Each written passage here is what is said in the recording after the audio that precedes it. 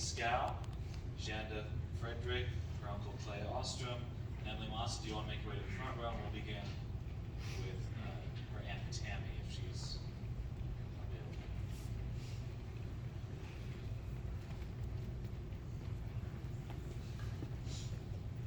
Really looking for a podium to hide behind. Can you guys hear me okay?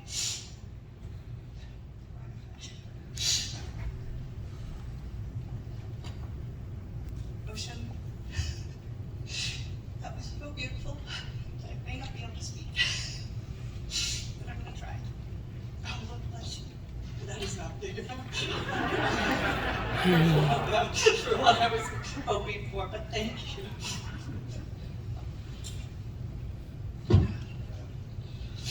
I'm very anxious and emotional, so bear with me. This is either going to be really long or really short.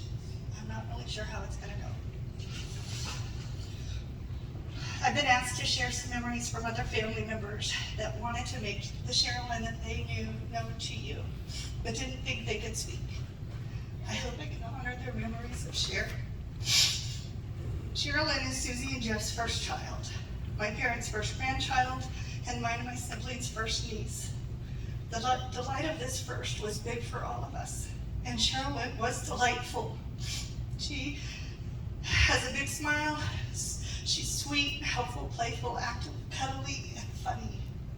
We have recounted memories of shopping trips with Grandma and Aunt Tree, of her at preschool age, deciding that if Aunt Tree could cut her hair, she should be able to cut her hair as well. She's independent, responsible, capable, and cared for others, even at a very young age. We could tell, even when she was young, that she embodied the best of the characteristics of Susie and Jeff. She struggled in school, but she loved to learn, whether about cars and sewing upholstery with Jeff, cooking and caring for people with Susie, sewing and crafting with her grandma, gardening with her grandpa. She loved to learn skills by doing things with people. She then took those skills and she did things for people. She received multiple compliments. I need to grab a tissue, I'm sorry, I should have brought one up here. Thank you.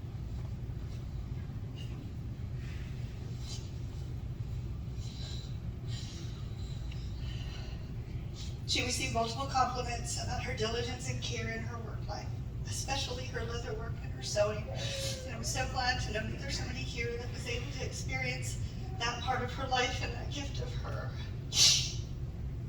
No doubt a testament to the time with her dad.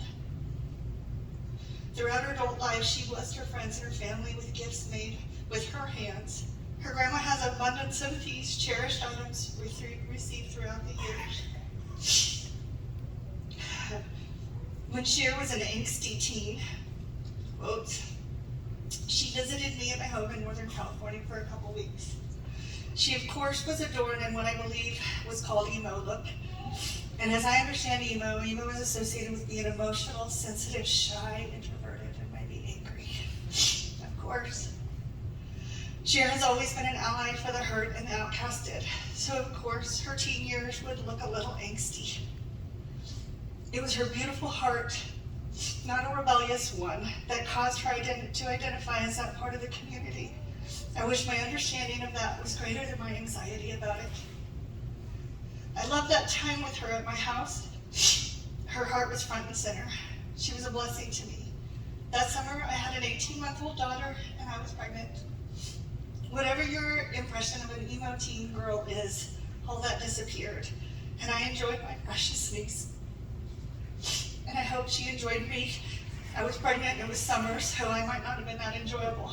As Sherilyn grew into adulthood, these beautiful traits persisted in her, as many of you can testify to. She had endured some hard days, and yet she still offered the gifts of her talents and her care. This picture demonstrates her love, her compassion, and her joy for the sweetness of children. She was so proud of her kids. She loved her kids and did the best she could in the face of manipulation to protect them. She saw the unique beauty in each of her kids and wanted so much for them to feel loved as they are. I know she was overwhelmed, hurt, and tired. So I'm sure there were days that the mom that she wanted to be was not the mom that showed up. I think all of us parents can relate. Ocean, Achilles, and Layla, please know that those moments were not about her love or proudness for you. As much as I wanted this time to be about her life and not her death, the part of me that wants to defend her, the part of me that didn't protect her, wants a voice. So forgive me if I preach. As a community, we have to stop asking, why didn't she leave in the cases of domestic violence, and instead ask, what did he do that made her stay?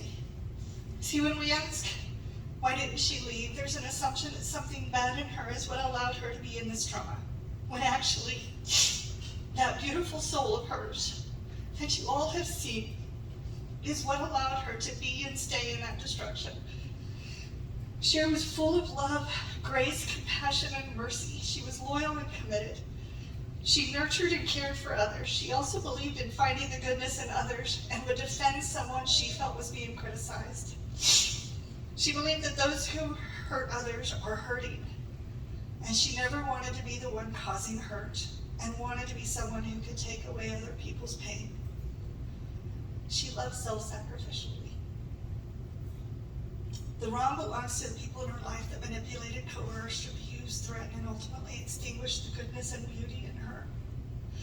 The character traits that we love and cherish and share are the same character traits that his evil manipulated with her. Of course she stayed. She was meant to be beauty into this broken world. I have a poem written by Jennifer Weiner. I learned that things don't always turn out the way you planned or the way you think they should. And I've learned there are things that go wrong that don't always get fixed or put back together the way they were before. I've learned that some broken things stay broken, and I've learned that you can get through bad times and keep looking for better ones as long as you have people who love you. So I beg you, please be people who love. And please remember that you are loved, even when it doesn't feel true.